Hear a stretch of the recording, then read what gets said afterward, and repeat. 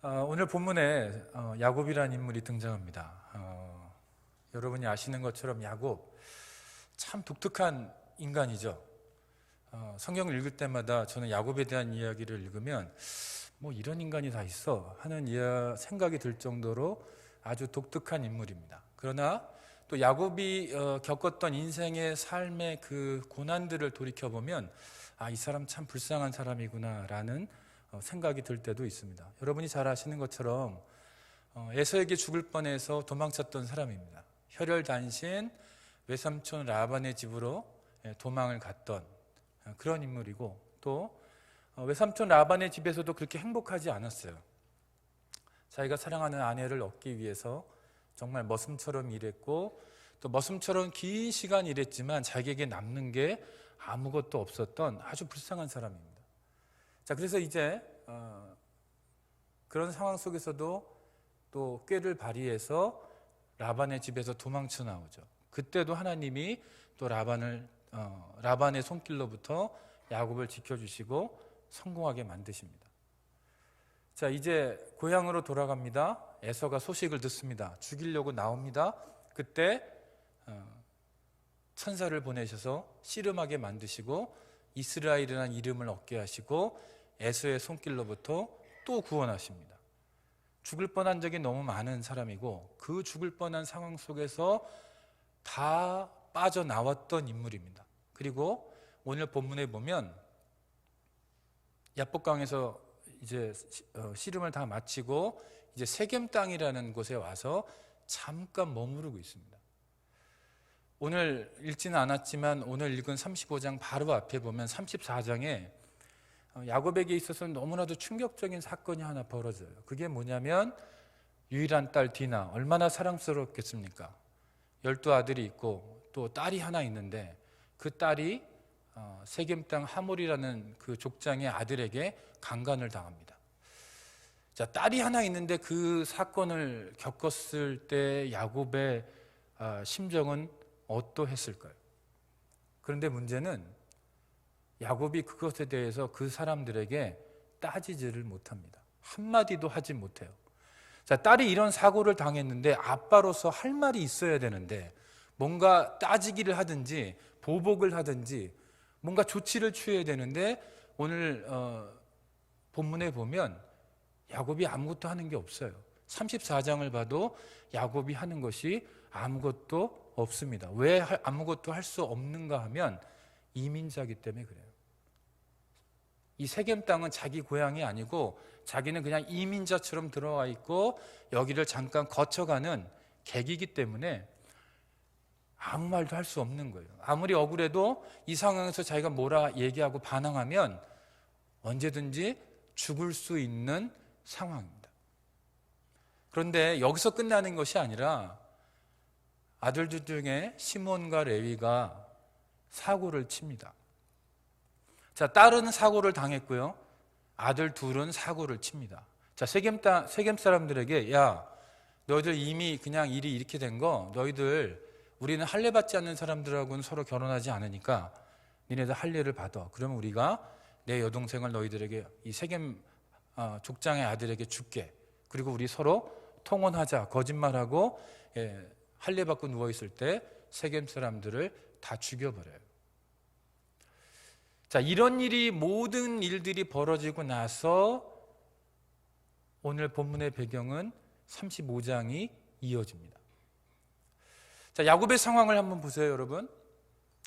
야곱은요, 이제까지 어떤 상황이 돼도 그 상황들을 빠져나왔던 사람이에요. 에서에게서도 빠져나왔고요. 라반에게서도 빠져나왔고요.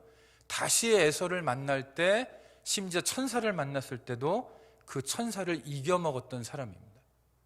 그런데 오늘 본문을 보면요, 제 아무리 야곱이라 할지라도 야곱도 어쩔 수 없는 상황이 오늘 펼쳐지고 있는 거예요. 자, 여러분이라면 이 야곱과 같은 상황이 됐을 때 여러분들은 어떤 하나님을 기대하시겠어요? 여러분이라면 어떤 하나님을 소망하시겠어요? 여러분들이라면 하나님께 어떻게 기도하시겠어요? 아마 기적의 하나님, 하나님, 나 이제 죽을 것 같아요. 나 이제 망했어요. 이 상황에서 날 좀 건져주세요. 아마 여러분 그렇게 기도하실 거예요. 그리고 어떤 하나님을 기대하시냐면 하나님이 짠하고 나타나서 내 삶의 문제, 제 아무리 야곱이라 할지라도 도저히 풀 수 없는 이 문제 가운데 하나님의 기적으로 이 모든 것들을 해결해 주시는 그런 하나님을 아마 야곱이 원했을 거고, 아마 여러분이 야곱의 상황이라면 여러분들도 그런 하나님을 아마 기대하실 거예요. 그런데 문제는 뭐냐면 오늘 본문 가운데 드러나는 하나님은 야곱의 기대와는 너무나도 다른 하나님, 우리의 기대와는 너무나도 다른 하나님으로 나타나신다는 것. 근데 신기한 것도 뭐냐면 야곱이 기대하지 않았던 하나님으로는 분명히 나타나셨는데 야곱의 문제가 다 해결된다는 것. 오늘 그것이 무엇인지 말씀을 통해서 보려고 합니다. 여러분, 다음 1절을 한번 다시 보시기 바랍니다.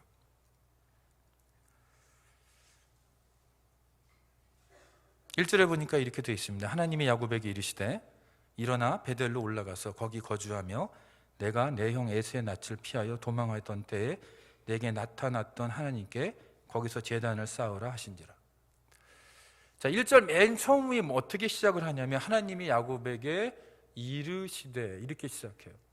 자, 하나님이 지금 야곱이 너무 힘들거든요. 지금 너무 힘들어요. 인생의 최고의 고비를 만났어요. 야곱의 인생 가운데 이거보다 더 큰 고비가 없어요.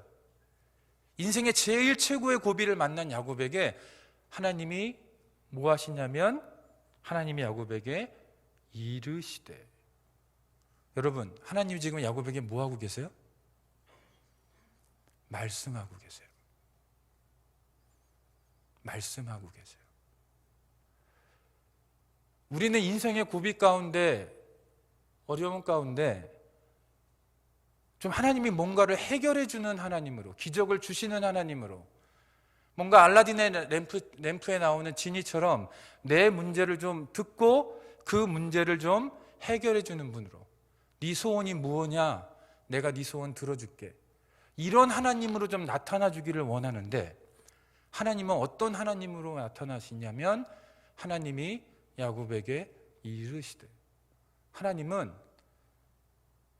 최대의 고민 가운데 빠져있는 이 사람에게 기적의 하나님으로 임하시는 것이 아니고 말씀하는 하나님으로 임하신다라는 거예요. 여기에 우리의 갈등이 있어요. 우리가 원하는 건 이거예요. 하나님의 이런 모습이에요. 하나님의 권능이에요. 하나님의 능력이에요. 하나님의 기적이에요. 그런데 우리가 원하는 이것이 안 오고 하나님이 우리에게 이르시되 말씀하는 하나님으로 다가오세요. 그럼 우리는 그게 마음에 안 들어요. 내가 원하는 하나님이 이건데 왜 하나님은 이렇게 싱겁게 나타나십니까? 말씀은 좀 나중에 하시고 내 지금 이 급한 문제 좀 해결해 주세요. 내가 필요한 하나님은 이 하나님이에요. 내가 필요한 것 좀 물어봐 주세요. 나에게 무엇이 필요한지 물어봐서 그걸 좀 듣고 그것을 좀 해주세요. 이게 우리가 원하는 하나님이라는 거예요. 그런데 하나님은 그렇게 하시지 않았어요. 하나님이 야곱에게 이르시되. 그리고 하나님이 뭘 말씀하시냐면 야곱이 하나님에게 원하는 것을 묻고 듣는 것이 아니고 하나님이 야곱에게 원하는 것을 일방적으로 그냥 말씀하세요. 여러분은 이런 하나님이 마음에 드십니까? 이런 하나님이 기쁘십니까? 만약에 여러분들이 인생의 삶의 어려움 가운데 있을 때 하나님의 도움이 너무나도 절실하게 필요한데 너무나도 싱겁게 하나님이 말씀으로 임하신다면 여러분들은 그런 하나님을 환영할 자신이 있으십니까? 야곱에게 이렇게 임하셨다면 우리들에게도 하나님은 이렇게 임하신다는 뜻입니다. 자, 그렇다면 여러분이 인생의 고비 가운데, 위기 가운데 과연 어떤 하나님을 기대하셔야 돼요? 어떤 하나님을 기대하시겠어요? 어떤 하나님을 소망하시겠어요? 여러분에게 말씀하시는 하나님을 기대하셔야 돼요. 여러분에게 말씀하는 하나님을 소망하셔야 돼요. 여러분의 기도 가운데 문제 해결을 위해서 기도하는 것도 좋지만 그보다 더 앞서서 하나님, 이 상황 속에서 나에게 뭐라고 말씀하시겠습니까? 나에게 말씀해 주세요.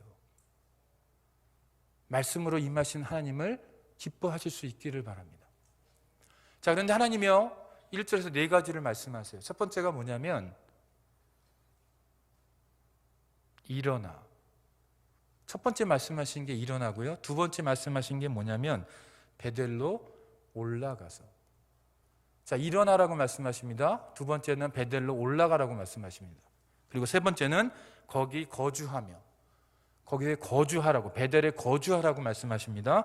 네 번째는 내 형 에서의 낯을 피하여 도망하던 때에 내게 나타났던 하나님께 거기서 제단을 쌓으라 하신지라.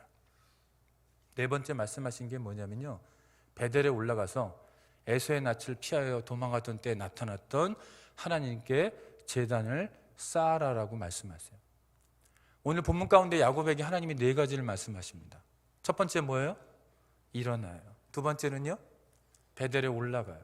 세 번째는요, 거기에 거주하래요. 네 번째는요, 거기서 제단을 쌓으래요. 아주 심플한 말씀을 하세요. 자, 근데 여러분들, 첫 번째가 일어나요. 하나님이 야곱에게 일어나라고 말씀하셨다면 지금 야곱은 뭐 하고 있을까요? 주저앉아 있어요. 주저앉아서 뭐 하고 있을까요? 내 인생은 왜 이러냐? 왜 내 인생은 이렇게 맨날 꼬이지? 왜 나는, 남들은 잘만 사는데 나는 왜 이렇게 매일 힘들게 살아야 돼? 어쩌면 아들을 원망하고 있을 수도 있어요. 딸을 원망하고 있었을 수도 있어요. 자기 인생을 한탄하고 있어요. 내 인생은 끝났다고 한탄하고 있어요. 그런데 그런 야곱에게 하나님이 일어나라고 말씀하세요. 여러분, 하나님이 일어나라고 하면 어떻게 됩니까? 좀 쥐락기 학생처럼 대답을 좀 해보세요. 일어나라고 하면 어떻게 돼요? 일어나야 돼요. 하나님, 나 힘들어서 못 일어나요. 하나님, 나 지금 우울증 와서 못 일어나요. 하나님, 나 지금 너무 다리가 후들거려서 너무 떨려서 못 일어나요. 내 인생에 이렇게 힘든데 왜 일어나라고 말씀하세요? 나 지금 힘들어요, 하나님. 나 지금 못 일어나요. 이러면 기적이 안 일어나요. 신약성경에서 예수님이 환자들에게 일어나 말씀하셨어요. 그런데 난 평생을 병자로 살아서 못 일어나요. 난 늘 사람들에게 손가락질 당했기 때문에 못 일어나요. 나는 사람들에게 늘 무시당했기 때문에 못 일어나요. 라고 대답하면 아무런 기적이 안 일어나요. 일어나라 말씀하시면 하나님이 나에게 뭔가 하실 일이 있나 보다라고 믿고 일어나는 거예요. 그러지 않으면 기적은 일어나지 않습니다. 여러분들 시편 42편 5절에 보면, 오늘 우리가 시편 45편 5절 말씀 좀 띄워주시겠어요? 같이 한번.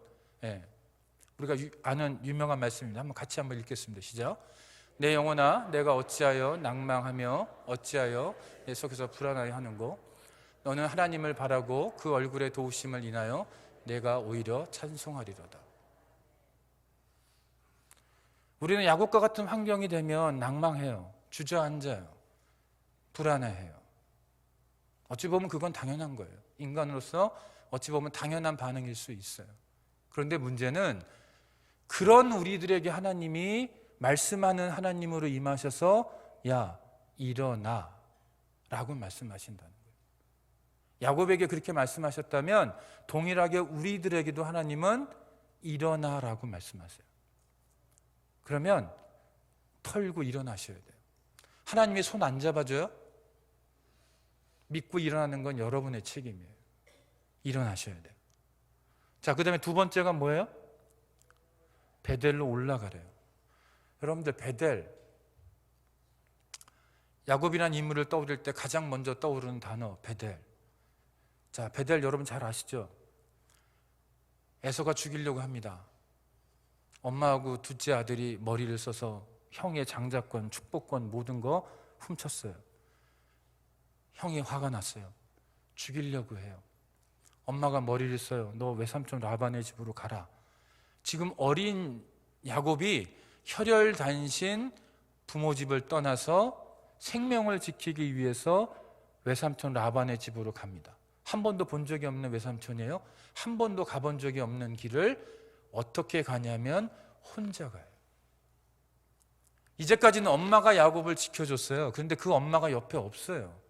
혼자 그 길을 가는 거예요. 그러면 베델은 뭐냐? 아무도 돕는 사람이 없을 때, 돕는 존재가 없을 때, 그 험한 길을 혼자 가고 있을 때, 언제 도적을 만날지 몰라요? 언제 동물들을 만날지 몰라요. 언제 병에 걸려서 죽을지도 몰라요. 그런 상황에서 오직 하나님만이 도움이 되셨고 인도자가 되셨던 그곳, 그것이 바로 베델이에요. 여러분에게도 제가 믿기로는 베델이 있을 거예요. 이제까지 여러분들이 인생을 살아오시면서 정말 하나님만이 여러분의 도움이 되시고 하나님만이 여러분의 소망이 되시고 하나님 아니면 나는 죽었어라고 생각되는 삶의 자리가 있을 거예요. 우리의 삶의 어려움이 올 때마다 우리는 어디로 올라가야 되냐면 이 베델로 올라가야 돼요. 여러분이 만났던 그 하나님, 여러분의 삶의 그 정말로 위기와도 같았던 순간에 여러분을 돕기 위해서 나타나셨던 그 하나님, 그래서 그 하나님이 임하시면 여러분이 어떤 상황에 있든지 그곳은 베델이 되는 거예요. 자, 베델이라는 뜻이 뭡니까? 베트는요 히브리어로 집이고요, 엘은 하나님이에요. 그럼 뭐예요? 하나님의 집이에요. 여러분이 어떤 상황에 있든지 간에 하나님이 임하시면 그곳은 베델입니다. 맞습니까? 네. 우리가 인생의 위기가 오면 어디로 가야 돼요? 일어나서 어디로 가야 돼요? 베델로 가야 돼요. 여러분이 만났던 하나님, 여러분이 어려운 순간마다 만났던 그 하나님, 여러분이 외롭고 힘들고 하나님만이 오직 도움이 되셨던 그 자리, 그 순간, 그것을 기억하는 거예요. 세 번째는 뭐예요? 세 번째 명령은 거기에 머무는 거예요. 여러분, 베델은요 잠시 갔다 오는 곳이 아니에요. 머무는 곳이에요. 거주하는 곳이에요. 이건 뭐냐면 내가 내 예배가 회복되고 하나님의 음성이 들리고 내 기도의 줄이 올라가고 하나님을 만날 때까지 거기서 버텨야 된다는 얘기예요. 그냥 내 문제 얄팍하게 해결하고 내 문제 해결됐다 손 털고 그냥 내려오는 곳이 아니란 얘기예요. 베델은 여러분이 거주해야 돼요. 거기서 지속적으로 하나님을 기억하고 지속적으로 하나님을 만나야 돼요. 근데 그 하나님이 어떤 하나님이냐면 1절에 보면 에서의 낯을 피하여 도망하던 때 나타났던 하나님이에요. 여러분들 3절을 보세요. 야곱이 그 하나님을 또 뭐라고 설명하는지 보세요. 3절. 우리가 일어나 베델로 올라가자 내 환난 날에 내게 응답하시며 내가 가는 길에서 나와 함께 하신 하나님. 지금 베델에 왜 올라가요? 이 하나님께 단을 쌓기 위해서 올라가요. 이 하나님을 예배하기 위해서 올라가요. 그런데 이 하나님이 어떤 하나님이냐면 그냥 맹맹한 하나님이 아니고 내 인생의 가장 힘들고 어려운 순간에 나에게 나타나셔서 뭐 하셨냐면 내게 응답하시며 내가 가는 길에 나와 함께 하셨던 하나님을 기억하고 예배하기 위해서 베델에 올라가요. 그리고 거기에 거주하는 거예요. 다시 말해서 이거는 베델에 올라가는 목적이 내 문제, 지금 야곱의 문제, 내 문제, 여러분의 문제를 해답을 받고자 올라가는 게 아니에요. 그 문제에 대한 해결을 받고자 올라가는 게 아니에요. 여러분이 마치 어떤 문제가 있을 때 산기도를 올라가는 것처럼 그런 목적으로 올라가는 게 아니고 오직 뭐예요?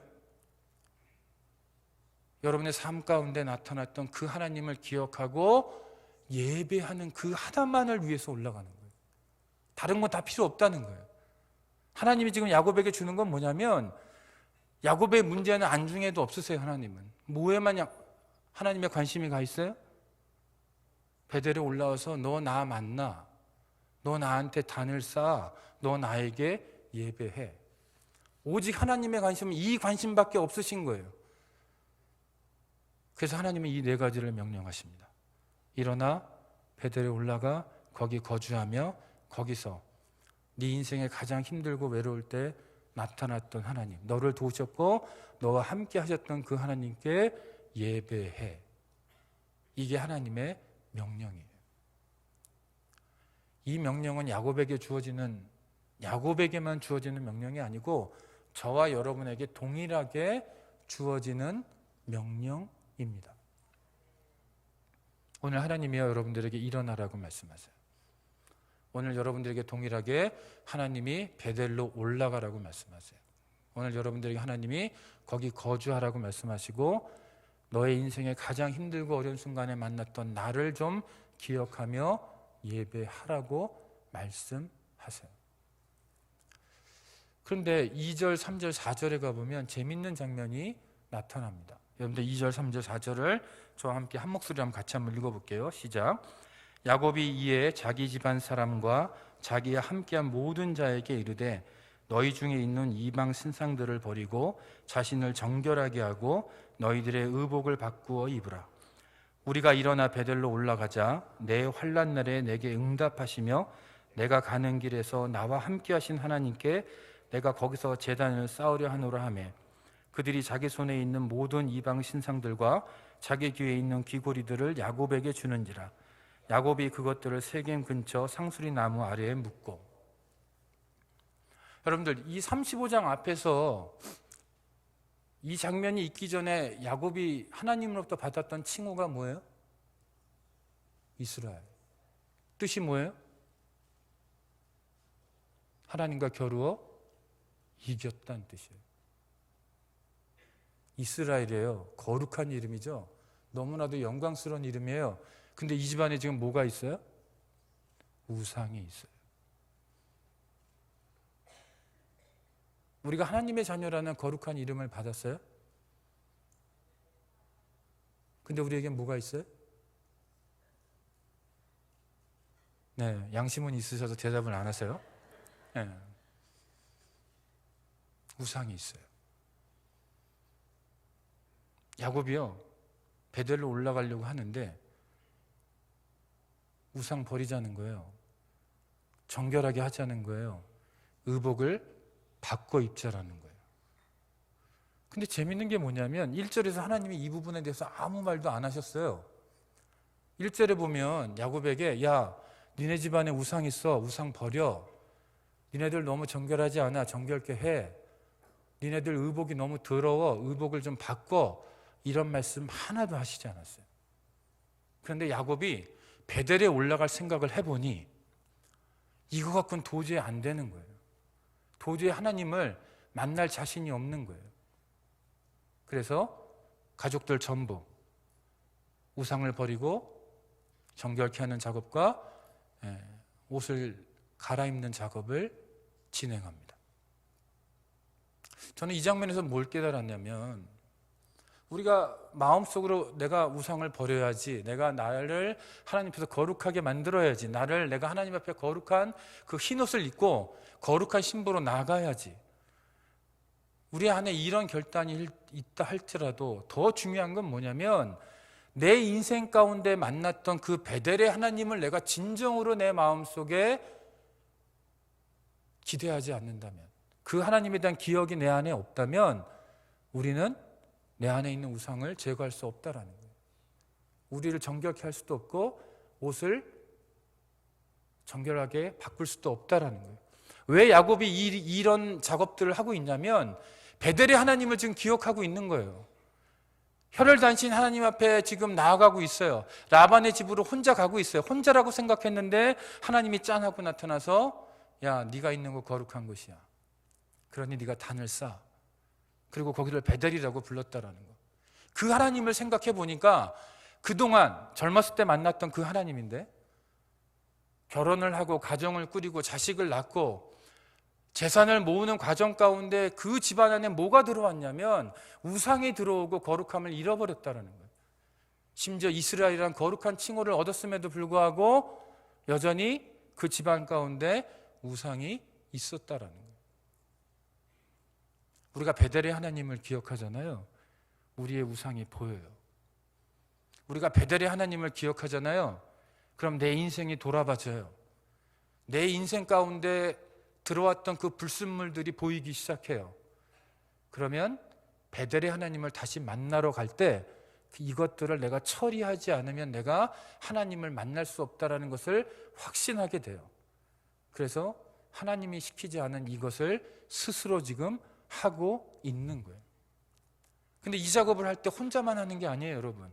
나 혼자 그냥 거룩하고 의복을 바꿔 입고 이게 아니고 누구까지요? 가족에 속한 모든 사람들, 종들까지 다 이 작업은요 개인의 작업이 아니라고 공동체의 작업이라는 거예요. 이 교회가 살려면 뭐예요? 우리 모두가 하나님 앞에 나아가면서 우리의 모든 우상을 내려놔야 돼요. 교구가 살려면 뭐예요? 그 교구에 속한 모든 이들이 우상을 내어놓고 거룩한 옷을 입고 하나님 앞에 나아가야 돼요.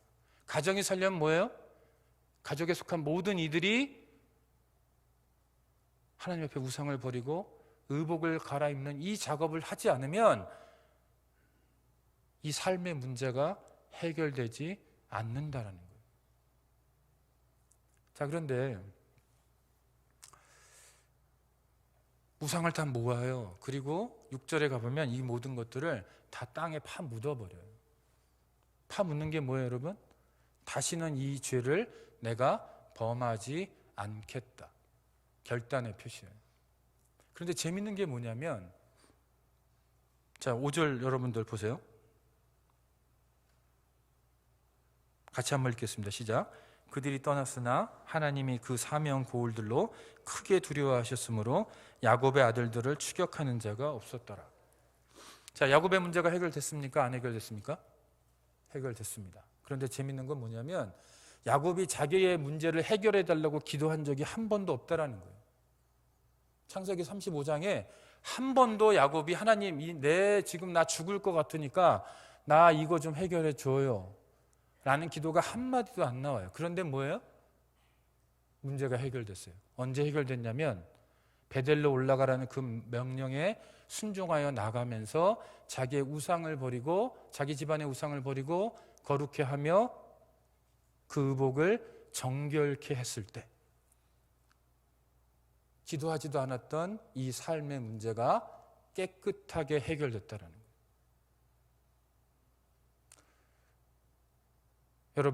여러분 중에 삶의 문제를 놓고 오랫동안 기도하는 분들이 있을 거예요. 근데 여전히 해결되지 않아서 너무 힘든 분들이 있을 수도 있어요. 자, 그러면 오늘 이 장면을 좀 주목해 보시기 바랍니다. 하나님이 여러분에게 일어나라고 말씀하세요. 베델로 올라가라고 말씀하세요. 거기 거주하라고 말씀하시고 너의 삶 가운데 동행하고 도우셨던 그 하나님을 예배하라고 말씀하세요. 그리고 그것에 순종해서 발걸음을 뛰면서 우상을 던져버렸을 때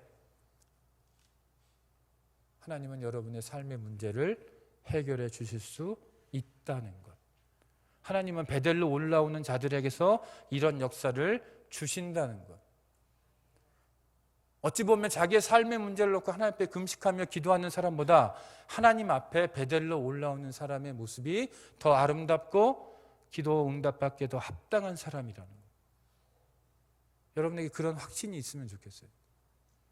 여러분의 그 확신이 있어서 그냥 내 문제 해결해 주세요라는 이것만 가지고 하나님을 만나는 게 아니고 하나님, 베델의 하나님, 나의 베델의 하나님, 내가 힘들고 어려울 때마다 나에게 함께 하시고 나를 도우셨던 하나님, 내가 하나님 앞에 예배자로 나아갑니다. 다른 거 소망하지 않고 내가 하나님 당신만을 소망하면서 나아갑니다. 나를 만나주세요. 내가 거기 거하며 하나님을 예배할게요.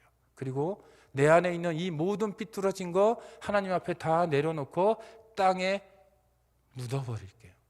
그리고 내가 결단하고 하나님 앞에 다시 나아갈게요.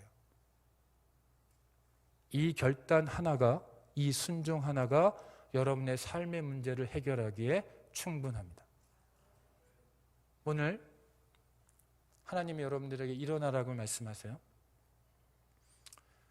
예수님이 안진뱅이에게 야 일어나, 나 안진뱅이라서 못 일어나요, 이러면 끝나는 거예요. 안진뱅이여도 일어나라고 말씀하시면 일어나야 역사가 일어납니다. 여러분이 어쩌보면 안진뱅이처럼 뭔가 무능하고 죄짐에 눌려있고 삶의 문제에 눌려있을 수 있어요. 그러나 일어나라고 말씀하시면 일어나셔야 돼요. 그래야 역사의 출발점은 바로 일어나는 것에서 출발해요. 오늘 이 밤에 야곱이 받았던 그 축복, 그러나 그 축복 이전에 있었던 그 순종과 그 우상을 버리는 그 모습, 그것이 우리 모두에게 있어서 야곱이 받았던 그 축복을 우리 모두가 누릴 수 있게 되기를 바랍니다. 잠깐 우리 기도하는 시간을 한번 가져볼게요.